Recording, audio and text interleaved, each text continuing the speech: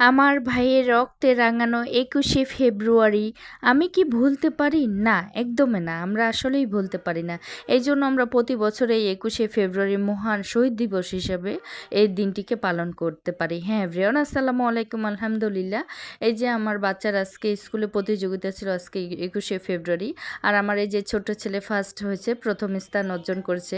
তবে এটা ওর একার অর্জন না, ২ ছেলেরে। কারণ বড় ছেলে ওকে অনেক হেল্প করে। কিভাবে আর্ট করতে হয়, কিভাবে কি করতে হয়, এটা ছিল আর্ট প্রতিযোগিতা। এই তো তারপর আমরা বাসায় চলে আসতেছিলাম আর বড় ছেলের স্কুল পাশের বিল্ডিংয়ে ছিল। ওর একটু দেরি হচ্ছিল কারণ আমরা চলে আসছি, আমাদের রান্না বসাতে হবে যেহেতু রমজান মাস।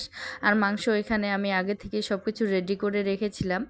এসেই আমি চুলায় দিয়ে দিছি কারণ আমি জানি আমার স্কুলে একটু দেরি হবে। আর যেহেতু রমজান মাস সব কিছু তাড়াহুড়া করেই করতে হয়, স্কুলে বেশিক্ষণের জন্য থাকতে পারিনি ওদের মানে ক্লাসে বা অনুষ্ঠানে। তারপর আমি এই যে কিছু সালাড-টালাড এগুলোও আমি আগে থেকেই নিয়ে আসছিলাম। কারণ রমজানের সালাডটা না হলেই হয় না। মানে ইফতারের সময় ওইটাও অল্প লাগে এবং কি ভাত খাওয়ার সময় সেহরিতে তাই মানে সালাডটা লাগেই। আর এই যে আমাদের ইফতারের সবকিছু আয়োজন মাশাআল্লাহ কমপ্লিট। এই যে শরবত। তো সবাই ভালো থাকবেন। আল্লাহ হাফেজ। টাটা।